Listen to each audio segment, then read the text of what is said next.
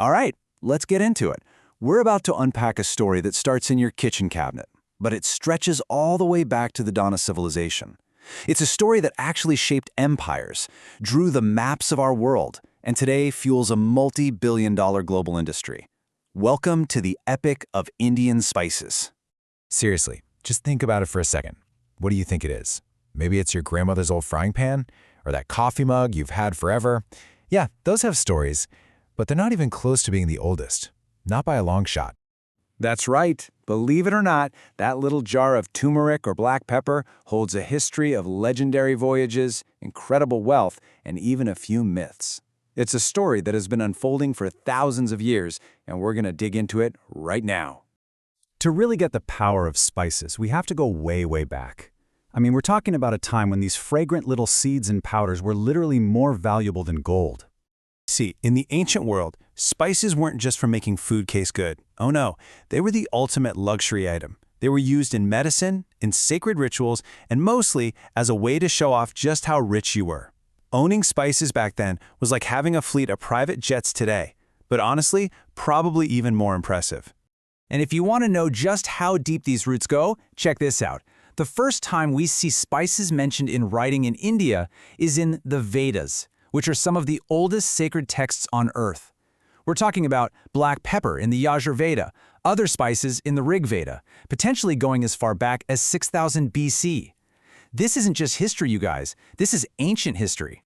So you can imagine, when something is that valuable, a global race to control it is pretty much inevitable. And this wasn't just business. This was a high-stakes adventure, filled with secrecy, danger, and of course, incredible rewards. Now, just look at the timeline here for a minute. For almost 5,000 years, Arab merchants had a complete monopoly.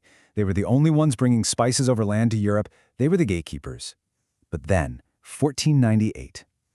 Everything changes. Vasco da Gama sails all the way around Africa, lands in India, and boom, he opens up a direct sea route for Europe. The race was officially on.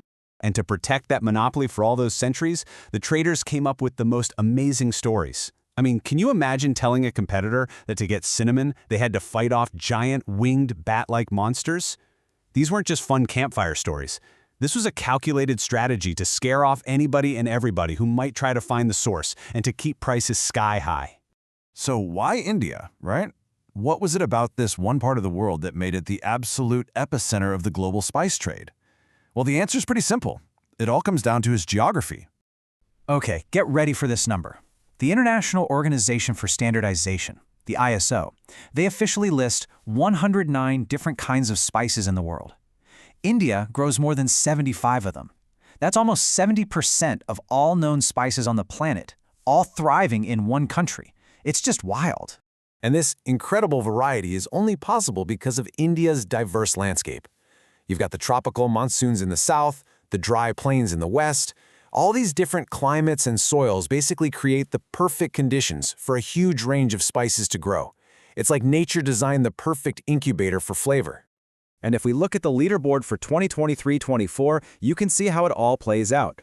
Madhya Pradesh is at the top of the heap for overall production. They're big on garlic, coriander, and chili. Then you've got Gujarat, the undisputed king of cumin and fennel.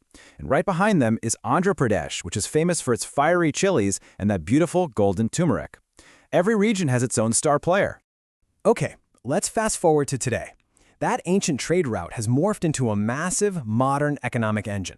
The quest for flavor is no longer about myths and monsters. It's a story told in billions and billions of dollars. Just look at this growth. In about 10 years, the value of India's spice exports has pretty much doubled.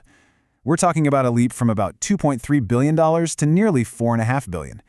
This isn't just slow and steady growth. This is a full-blown explosion in global demand. So, who's buying all these spices? Well, pretty much everyone. The market is truly global.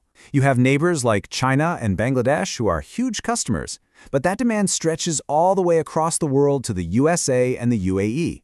Indian spices are, without a doubt, a staple in kitchens everywhere.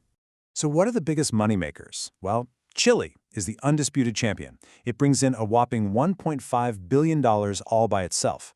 After that comes cumin, and then, and this is really interesting, spice oils and oleoresins. These are the concentrated extracts that big food companies use, which just goes to show you the market isn't just about the little jars in our kitchens anymore. But, the story doesn't end here. The global spice market is always changing, and that brings new opportunities and, of course, new challenges that India has to face to stay on top. Probably the biggest change is what we, the consumers, actually want. For centuries, the trade was all about the classics: black pepper, cloves, cinnamon. But now we want more. We want organic options, we want convenient pre-made blends, and we're really focused on the health benefits of spices like turmeric and ginger. The game has changed. And of course, staying number one is never guaranteed. India is up against some serious hurdles. You've got unpredictable weather from climate change messing with crops, you have rising competition from countries like Vietnam and Indonesia, and you have to meet these incredibly strict international quality and safety standards that are always getting tougher. But here's the thing. India isn't just sitting back and watching this happen. The government is investing heavily in things like spices parks, which are these big, modern hubs for processing and packaging. And on the farms, new digital technologies are being used to make growing spices more efficient and sustainable, all to make sure India stays ahead of the curve. It's just an incredible journey when you really stop and think about it. What started with tall tales about winged monsters guarding cinnamon trees has become this super high-tech, globe-spanning industry that is still growing and changing every single day. So I'll leave you with this question. The next time you're cooking and you reach for that jar of cumin or chili powder, just pause for a second. What are you going to think about?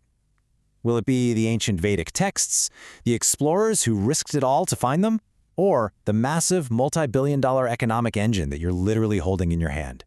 Because it's all part of the story.